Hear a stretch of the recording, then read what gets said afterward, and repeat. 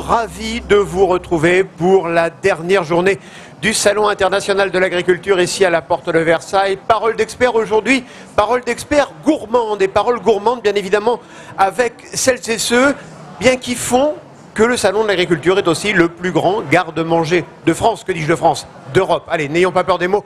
Pour ce dernier jour, des producteurs. Alors on va commencer par Myriam Dutheil. Bonjour Myriam. Bonjour Philippe. Vous êtes productrice de safran dans l'Eure. C'est cela. Et on reviendra parce qu'on parlera un peu du parcours professionnel des uns et des autres. Vous faites partie de cette génération qui a aussi abandonné une autre vie professionnelle pour vous lancer dans cette culture très exigeante. Très exigeante en temps, mais très satisfaisante. Alors, à côté de vous, il y a Thierry le prêtre. Bonjour. Alors Thierry, vous n'êtes pas venu avec votre bateau, mais vous êtes pêcheur à Boulogne-sur-Mer. Oui, c'est ça. On le rappelle, à Boulogne-sur-Mer, premier port de pêche français. Oui, que ça soit en quantité ou en valeur. Et alors, vous, il y a combien de temps de mer 34 ans, je crois. 34 ans. Et combien de bateaux 3 bateaux dans ma carrière professionnelle. Et là, aujourd'hui, qu'est-ce qu'on pêche en ce moment du côté de Boulogne-sur-Mer? Ah là, on a encore chez nous des céphalopodes, le calamar. Voilà, soyez très clair pour les téléspectateurs qui ne sont pas les spécialistes des produits de la mer. L'encorné, comme on dit dans le Nord. Voilà. À côté, alors, une des figures du Salon de l'agriculture, Pierre Oteiza, bonjour. Oui, bonjour. Alors, Pierre, ça fait des années et des années que vous venez au salon. Vous vous souvenez de votre premier salon? Oui, il y a quelque temps. Ouais. Ouais. Bon, il y a prescription maintenant, hein? 76. Alors, et vous êtes à la fois éleveur de porc au Pays Basque, dans la vallée des Aldudes, mais également charcutier, une charcuterie qui s'exporte, hein? Les Japonais en sont fous, paraît-il. Premier pays, le Japon. Oui. À côté de vous, Charles-Antoine Clabot, bonjour. Bonjour, merci de me recevoir. Ah bah écoutez, c'est avec plaisir. Alors vous êtes brasseur dans les Ardennes. Voilà, tout à fait. Nous sommes une brasserie artisanale, Ardoën. Nous sommes situés dans un village classé bâtiment de France qui s'appelle Launois-sur-Vence. Et nous brassons des bières d'exception. Nous récoltons chaque année des prix nationaux et internationaux, notamment au concours Général École de Paris, mais également au World Beer Awards, où nous sommes médaillés chaque année. Et l'Obscur, notre bière blonde triple, vient d'avoir une médaille d'argent au CGA de Paris ce lundi. Vous nous expliquerez tout à l'heure comment ça se passe. Et puis, pour terminer ce plateau, Pierre de Saint-Pastou. Bonjour Pierre. Bonjour. Alors les téléspectateurs vous connaissent parce que vous avez participé il y a quelque temps déjà à l'émission L'amour est dans le pré. Et alors tiens d'ailleurs, ça s'est terminé comment votre participation? Ben, on peut mieux, hein. Voilà, j'ai rencontré ma compagne qui est devenue ma femme, Frédéric, et j'ai un petit garçon de 6 ans. Voilà, donc ça a été un coup de foudre. Nous, en 2 mois, on était ensemble. Au bout de 4 mois, Frédéric attendait un enfant. Au bout d'1 an, on faisait un GAEC. Et 1 an après, on se mariait. Et vous êtes producteur d'Armagnac, et c'est d'ailleurs un des stands les plus visités du salon. Hein, parce que finalement, vous en jouez maintenant de cette participation à l'émission. Je pense que le stand le plus visité, c'est le Basque Oteiza qu'il a. Mais il est imbattable sur ce terrain, c'est un modèle pour nous. Hein. C'est une légende vivante du salon. Mais oui, il y a compétition entre les deux? Oh, pas du tout, mais enfin, Pierre Oteiza, pour la jeunesse du Sud-Ouest, c'est un modèle de réussite, d'ambiance, de simplicité. Et tous les jeunes du Sud-Ouest passent un peu chez moi, mais vont beaucoup chez lui. Alors, je disais donc des parcours professionnels originaux. Myriam, ça s'est passé comment, votre histoire? Comment on tombe dans le safran alors que D'ailleurs, l'ambiance du plateau de Village-Temont, c'est un peu votre ancien univers professionnel.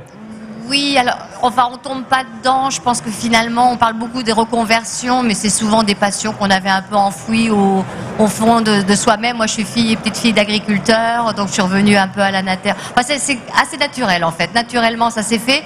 Après, j'avais peu de terres agricoles, donc là, ça a vraiment été un principe de réalité. Acquérir des terres en Normandie, c'est pas très simple. En tous les cas, c'est très onéreux. Donc, j'ai fait la réflexion inverse. Je me suis dit, comment je peux vivre sur 6 hectares à exploiter. J'étais passionnée de cuisine, de gastronomie, donc le safran, c'était une épice qui me permettait de réconcilier un petit peu tout ça. Et en Normandie, on peut cultiver le safran. Oui, on a oublié que la France était le premier producteur de safran du 15e au 18e siècle. Donc, et la Normandie n'était pas en reste. Hein, donc voilà. Donc nous faisons en Normandie renaître la culture du safran. Et moi, plus particulièrement en Pays Lieuvin, donc dans le département de l'Eure, sur la commune de Saint-Pierre-de-Salerne. Et alors, c'est uniquement du safran que l'on utilise dans la cuisine ou vous développez d'autres choses? Alors, moi, je transforme mon safran et je pourrais aussi le cultiver pour ses vertus vertus médicinales, mais moi j'ai choisi de le cultiver et de le traiter, enfin surtout de le sécher, de le conditionner pour la gastronomie, parce que c'est ça qui m'intéressait le plus. Et Voilà. c'est une production qui se fait quand même à la main. Hein. Ah, tout se fait à la main. Très respectueuse de la nature, on plante à la main, on récolte à la main, surtout on entretient tout au long de l'année. Voilà, le désherbage, je dis toujours, c'est le second métier du safranier, on le fait pour partie à la main. Et surtout l'émondages. L'émondage qui consiste à extraire le petit pistil de la fleur du Crocus sativus que l'on trie et que l'on fait sécher. Voilà. Et alors, les produits dérivés du safran, qu'est-ce que vous nous avez apporté? Moi, j'ai beaucoup travaillé avec des confrères locaux. Je fais un vinaigre de cidre au safran avec le cidre de Marie Bourru, qui est une productrice en agriculture biologique. Je fais un pain d'épices au safran, des confitures avec des variétés anciennes et locales. Voilà. Ça, c'est vraiment le petit plaisir en plus. Et pour que ça fonctionne, vous travaillez avec d'autres agriculteurs, d'autres producteurs de chez vous, de l'heure? Oui, on travaille vraiment en local. Enfin, moi, j'ai fait le choix des circuits courts, parce que je dis toujours c'est une agriculture qui est viable au sens où elle nous permet de vivre sur peu de terre, c'est peu d'investissement. Mais après, pour qu'elle soit aussi enrichissante à titre personnel, je voulais, et puis que je puisse vraiment en vivre aussi, j'ai fait le choix de la vendre que en circuit court. Donc, je suis associée avec d'autres agriculteurs. On a monté des magasins de regroupement d'agriculteurs. Quand je développe de la biscuiterie ou de l'épicerie fine, salée ou sucrée, c'est toujours avec... c'est le pâtissier du village qui me fait mes biscuits. Voilà, c'est vraiment un choix à la fois économique, mais aussi personnel. Puis on fait revivre aussi le territoire. Ça crée du lien, du réseau, un cercle vertueux. Voilà. Alors, Pierre... on va rappeler un peu votre histoire. Quand vous êtes venu il y a quelques années au Salon de l'Agriculture, vous avez redécouvert le port basque. Et oui. Ça a été le premier choc et ça a été le début de l'histoire en fait. Oui, l'histoire du port basque a démarré pour moi au Salon de l'Agriculture 89, puisque je l'ai découvert ici. Et il restait 25 bêtes, on les a récupérées dans la vallée des Aldudes. On a fait la première association d'éleveurs dans la vallée et l'histoire a démarré là. Vous pensiez à l'époque déjà transformer, faire la charcuterie? Non, à l'époque, se retrouver devant un micro, j'y pensais pas du tout, non. Oh, vous y êtes habitué depuis? Non. Toujours pas? Et alors cette charcuterie, parlez-moi un peu, parce que y a le jambon de Bayonne, alors dans les règles. Oui, oui, aujourd'hui on a le jambon de Bayonne, c'est vrai qui existe au pays, puisque s'il y a eu l'histoire du jambon, c'est autrefois il y avait que le port basque au Pays Basque, ouais, et tous ces jambons qui étaient fabriqués au pays partaient de Bayonne. Voilà, et on avait une fabrication au sel de Salis de Béarn, et tous ces jambons étaient salés au sel, ensuite séchés. On a l'humidité de la mer, la chaleur d'Espagne, l'aisegoa qu'on appelle le fun, qui nous permet de sécher ces jambons naturellement. Et on y ajoute forcément du piment d'Espelette. Et oui. Ça c'est incontournable chez vous. J'imagine pas un produit sans piment d'Espelette. Il y en a ou pas? C'est vrai qu'aujourd'hui, on est devenu la 4e AOC. Le premier AOC, ça a été le vin d'Iroulegui, l'osso irati en fromage et le piment d'Espelette. Et c'est vrai que le piment d'Espelette, aujourd'hui, je pense dans le monde, il n'y a pas beaucoup de pays où on ne retrouve pas un chef ou deux qui travaillent le piment d'Espelette. Et rançon du succès, là aussi piment d'Espelette, il y a aussi des faux piments d'Espelette qui circulent, on le sait. Hélas pour vous. Je ne connais pas ça. Je ne connais que le piment d'Espelette. Nous traiterons ça avec le plus grand des mépris, c'est ça? Thierry le prêtre, alors vous êtes venu sans produit parce que c'est sûr que pour emmener un bateau sur ce plateau ça aurait été un peu compliqué. Oui, bien sûr. La pêche en ce moment, ça se passe comment chez vous? Parce qu'il y a plein de réglementations, plein de quotas, plein de choses comme ça. On arrive quand même encore à vivre de ce métier dans les Hauts-de-France? Oui, on arrive à vivre de ce métier. Il faut surtout pas être défaitiste, plutôt positiver. C'est la règle d'or pour réussir dans cette carrière-là. Et non, il y a beaucoup de bateaux, que ça soit les pêcheurs à pied ou sur la coquille ou sur le poisson. Aujourd'hui, tout le monde trouve son compte. Et alors, on parle beaucoup au salon d'agri-bashing. Je crois qu'on pourrait aussi parler de fish-bashing. Les pêcheurs sont très attaqués. Hein. On vous accuse de tous les maux, de racler le fond des océans, que sais-je encore. Oui, ce n'est heureusement pas le cas. Non, non, non, pas du tout. Vous savez, je navigue depuis 80 et j'ai connu que règlement sur règlement. Et aujourd'hui, la pêche, elle a quand même été assez pris à partie et on a perdu plus de 40% de nos flottilles au niveau français, national. Donc de ce côté-là, c'est assez difficile à l'accepter. Mais derrière ça, il y a quand même eu des plans de gestion qui ont été mis en place pour une durabilité de notre métier dans tous les domaines, que ce soit à l'industriel, à l'artisanal ou à la pêche à pied. Alors dites-moi, quand vous allez partir en mer à la fin du mois de mars, ça risque d'être chaud là avec vos voisins d'en face, les Anglais, parce que le Brexit, ça va complètement changer la donne. Ah ouais, déjà que vous vous entendiez pas forcément très bien, là ça risque d'être compliqué. Non. Je m'attendais un peu à cette question-là quand même. Non, ça pose de gros problèmes quand même le Brexit pour la pêche. Il faut savoir que nos bateaux travaillent à plus de 70% dans les eaux anglaises. Donc c'est un gros souci, mais il n'y a pas que nous qui sont concernés, les Hollandais aussi, les Néerlandais, les Belges. Mais bon, il faut savoir qu'eux, ils exportent quand même 80% de leurs espèces de poissons. Donc si nous, d'un côté, on nous empêche de travailler, bon ben eux, on les empêchera de vendre. Donc je pense qu'il y a un compromis qui doit être mis en place et puis trouver les bonnes solutions pour que tout le monde puisse vivre de notre métier. Vous pensez que ce sera possible, ça ?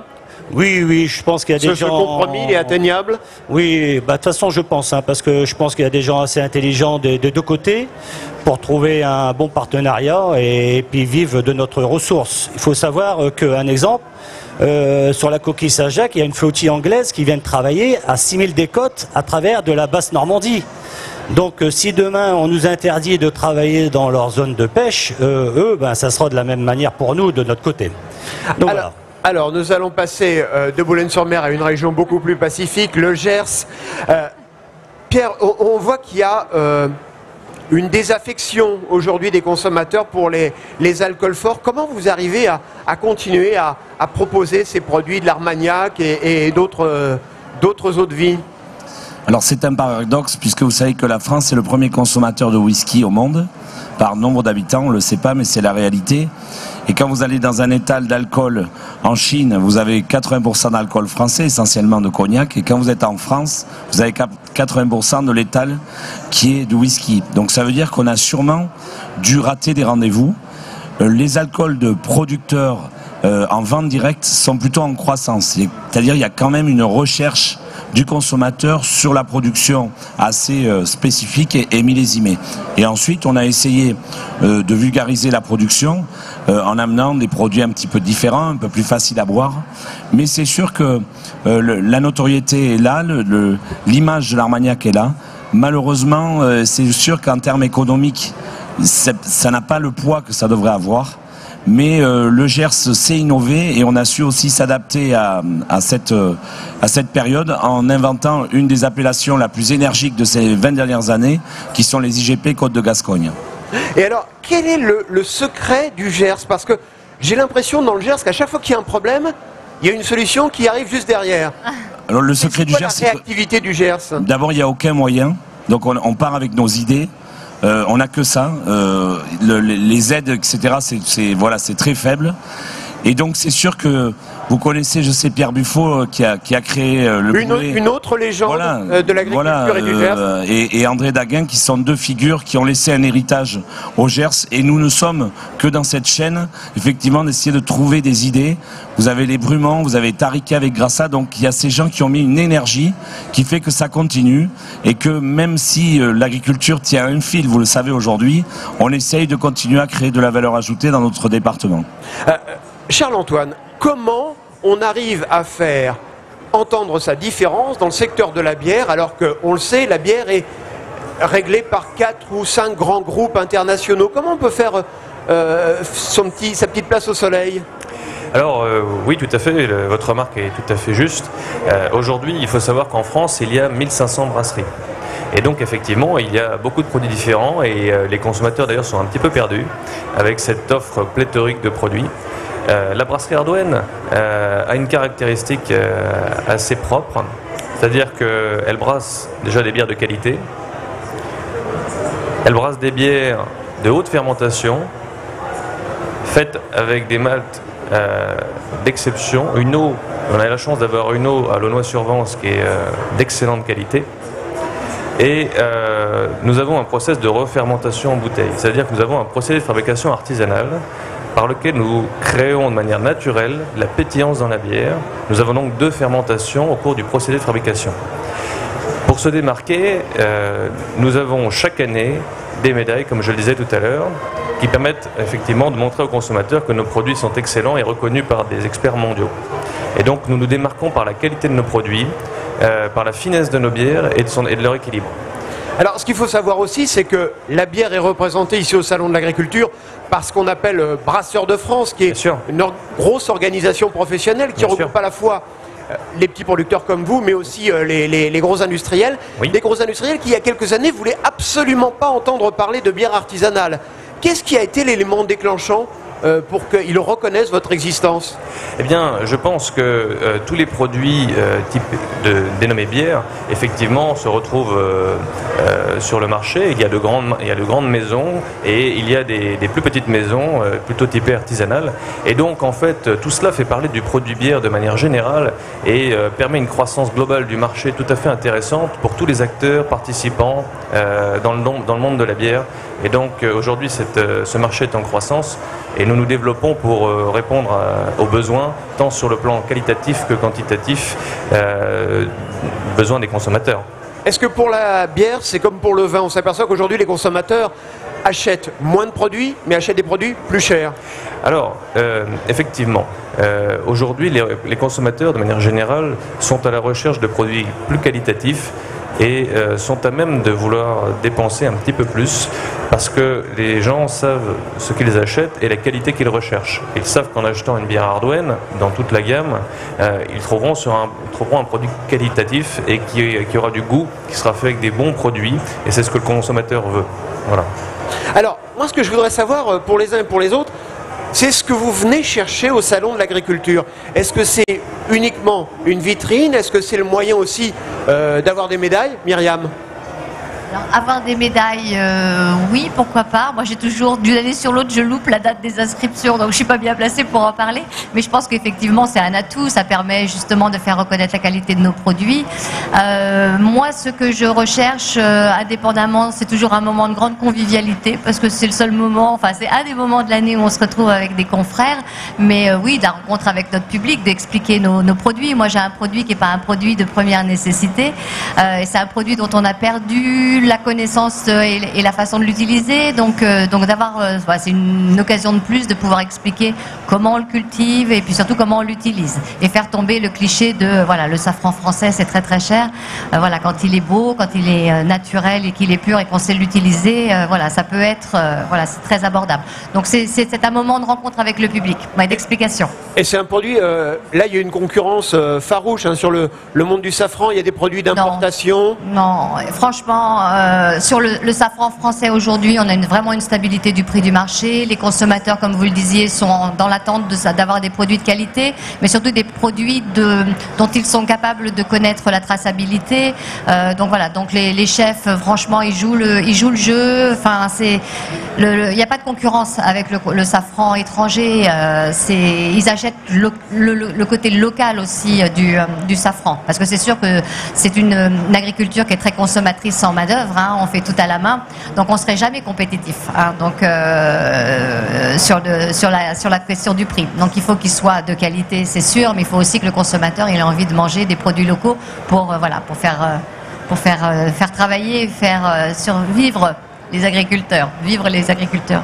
Thierry, même question, c'est quoi la démarche pour les pêcheurs? Alors vous êtes dans le hall 4, on le rappelle, celui de Pavillon France. Alors Pavillon France, c'est ce logo qu'on voit maintenant dans les rayons qui permet de savoir que les poissons ont été pêchés par des pêcheurs français. Oui, c'est l'interprofession qui s'est réunie de manière à faire une vitrine positive pour que les gens qui n'hésitent pas à manger du poisson dans des bonnes conditions, en respectant bien sûr l'environnement et puis les droits de chacun à partir du moment que le poisson il est bon à pêcher à la bonne période. Oui, il y a des critères environnementaux, il y a aussi des critères sociaux. Ah oui, bien sûr, il y a les deux. Il faut savoir que derrière, il y a des hommes. Et puis, donc, il faut trouver un équilibre entre ce qu'on est capable de pêcher et de ce qu'on est capable de donner à un salaire décent à un homme d'équipage.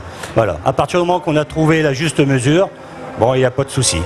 Et là, pendant le salon, L'objectif, c'est de faire connaître, bien évidemment, le produit Oui, de la pêche française, mais surtout de la faire goûter. Oui, c'est ça, faire goûter, parce que le problème à beaucoup de monde, c'est de comment faire cuire un poisson, tout ça. Et il y a des recettes très faciles avec Oui, des ça fait petites... toujours peur de faire cuire du poisson. On a toujours l'impression qu'on va rater, trop cuire, pas assez cuire. Oui, bon après, si bien sûr, si vous prenez un cuistot qui a 3 étoiles sur l'épaule et puis qui veut faire cuire un poisson, il va pas le faire cuire de la même manière que moi. Un exemple tout bête. Moi, je vais faire un poisson blanc, je vais le saler avant. Un cuistot en restauration ne va jamais saler son poisson avant. Voilà. Et la différence, elle est là. Comment le faire cuire pour bien se régaler? Si je viens un jour déjeuner ou dîner chez vous, vous allez me faire quoi comme poisson? Et vous allez me préparer quelle recette? C'est quoi votre spécialité? Ce qu'on fait bien chez nous aussi, c'est l'encorné farci. Voilà, avec un petit peu de piment d'Espelette dedans, ça se marie très bien. Vous voyez que ces gens-là sont faits pour s'entendre. Pierre, vous arrivez même à exporter du piment maintenant à Boulogne-sur-Mer. C'est beau, hein, c'est beau. Alors, même question pour vous. Qu'est-ce que... J'allais dire, vous venez au salon. Un salon sans vous, ce ne serait pas tout à fait le salon de l'agriculture. Mais qu'est-ce que vous venez chercher encore après toutes ces années au salon? Oui, le salon de l'agriculture, c'est vrai que c'est une présentation de la fourche à la fourchette, puisqu'on a la chance de faire un concours de porc, oui, sur pied. Et ensuite, on a les produits aussi qui sont en concours et on a l'occasion de rencontrer vraiment tous les milieux des éleveurs, des consommateurs et tout ce qui tourne autour de nos produits. Et les produits, c'est ce qu'on a devant vous. Là, alors là, c'est le format plateau repas. Qu'est-ce qu'il y a sur ce plateau? Voilà, on pourra déguster tout ça. Mais dites-moi, il y a quoi? Oui, alors vous avez le quintoa, bien sûr, le jambon. Vous avez la petite saucisse sèche. Vous avez le chorizo piment d'Espelette qu'il aime tant, hein, le jeune homme.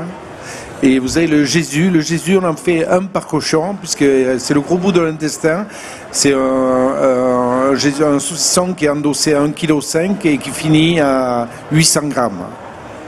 Alors, pour ce qui est de l'Armagnac, il y a aussi un concours Armagnac au concours général agricole. Vous, la démarche, c'est de la chasse à la médaille ou pas? Ben non, j'y participe pas. Voilà. Mais en fait, moi, je vends 90% de mes produits aux particuliers. Je fais 100 jours de foire par an et tous les jours je suis remis en cause puisque tous les jours je fais goûter mes produits et c'est les consommateurs qui décident de la médaille ou pas. Donc voilà, c'est un choix, mais je ne dénigre pas du tout ce concours, il a son importance, mais dans notre vente à nous, je pense pas. Vous ne mettez pas la pression pour participer à ce genre de compétition? Mais je vais vous dire un truc, un jour j'ai fait quelque chose d'illégal, j'avais 5 bouteilles de 79 qui avaient été médaillées d'or. Et j'ai mis autant de temps à les vendre que les miens. Voilà. Je l'ai fait goûter aux consommateurs. J'ai voulu faire un test grandeur nature. Je dis pas, je ne dénigre pas. Mais je ne suis pas en magasin. Je suis pas, voilà. Je suis tous les jours avec mon parasol et ma table basse. Et c'est le consommateur en face qui décide s'il y va ou s'il y va pas. Alors une question que je n'ose pas vous poser. Allez, si j'y vais. On arrive à bien vendre au salon de l'agriculture? Alors le salon de l'agriculture, c'est notre plus gros salon de l'année, mais c'est aussi notre salon le plus cher. C'est un budget de 12 000 € pour nous, c'est énorme. Mais c'est sûr qu'on arrive à vendre peut-être un peu plus pour ce qui nous concerne, parce que c'est vrai que les gens s'arrêtent. Ce qui compte dans un salon, c'est un, d'avoir les produits, mais deux, les gens, il faut qu'ils s'arrêtent. Et c'est pas facile, alors, il y a beaucoup de stands, et c'est vrai que nous, on a cette petite chance, c'est vrai, de faire en sorte que les gens s'arrêtent pour venir nous voir, prendre nos nouvelles. Après, attention, le consommateur, Pierre pourra le dire aussi, attention, hein, vous êtes peut-être connu, mais il va vous pardonner encore moins si à un moment donné il est déçu. Voilà. Donc il faut être quand même à la hauteur de l'événement. Nous, on vient chercher du chiffre d'affaires d'abord, on ne va pas se mentir, et bien sûr de la communication, et on essaye de glisser des messages à nos politiques, et quelquefois, ça marche. Il y en a qui goûtent de l'Armagnac pendant le salon des politiques. Allez. Oui, alors ça... Dénoncez-nous. Non, mais ça goûte, en tous les cas, que ce soit politique ou pas, à 9h30, ça commence. Donc c'est bon signe. La plupart des gens sont en train ou en avion, conduisent pas, donc ça va. Charles-Antoine, pour vous, le salon, c'est aussi la chasse aux médailles et les compétitions, hein? Bon, Hardwen est une brasserie qui fait des bons produits et qui est récompensée chaque année sur de nombreux concours. Et nous participons à beaucoup de concours nationaux et internationaux. Et avoir une médaille, ça permet de vendre mieux, vendre plus? En tout cas, c'est une récompense pour la brasserie. Ça montre aux consommateurs qu'effectivement, nos produits se démarquent. Et quand on est sur un même produit médaillé tous les ans depuis plusieurs années, c'est quand même significatif. Et donc effectivement, ça permet aussi de revenir dans les Ardennes. On ramène des médailles dans les Ardennes. On est fiers de revenir avec des médailles, de montrer les médailles aux Ardennais. Et les Ardennais sont fiers de nous parce qu'Ardouenne, c'est un petit peu l'emblème des Ardennes. Et on fait vivre nos Ardennes comme ça. Et je pense que oui, les médailles, ça a son importance. C'est très festif, ça fait parler d'Ardouenne. Et ça montre une qualité produit. Et donc oui, je pense que c'est important. Alors moi, une dernière question, il nous reste une cinquantaine de secondes. Il y a quand même quelque chose de frustrant quand on vient au Salon de l'Agriculture, c'est qu'on a des super produits, mais que la ferme de la Porte de Versailles se ferme, justement, c'est le cas de le dire. Bon, on a du mal à les trouver, vos produits. Alors comment on fait, Myriam? Il faut venir dans l'heure? Non. Moi, je suis associée avec plusieurs autres agriculteurs. On a ouvert une boutique, le producteur local, qui est boulevard de Charonne, donc à Paris. Et sinon, vous les trouvez sur Internet, bien évidemment. Moi, je suis membre du réseau Bienvenue à la ferme, donc vous pouvez venir à la ferme. La boutique est ouverte. Et puis sur des marchés, sur des salons, comme tous. On est en vente en circuit court. Donc, mais c'est vrai que les boutiques de regroupement d'agriculteurs, c'est quand même, on peut les retrouver facilement comme ça. Et on conclut avec vous, Pierre. Vous avez réglé le problème. Vous avez des boutiques, notamment à Paris. On peut trouver les produits des Aldudes sans aucun problème. Oui, on a 2 boutiques sur Paris, à Madeleine et Saint-Michel, et le site internet également. Voilà. Eh bien, merci à tous les 5 d'avoir participé à cette émission, de nous avoir donné l'envie de découvrir vos produits, qu'il s'agisse de poissons, de safran, de charcuterie, de bière ou d'armagnac. Attention, bière et armagnac à consommer avec modération. Quant à moi, je vous retrouve très bientôt sur le plateau de Village Semence, ici au Salon de l'Agriculture. Et n'oubliez pas que la terre n'est jamais aussi belle que quand on la cultive. À bientôt.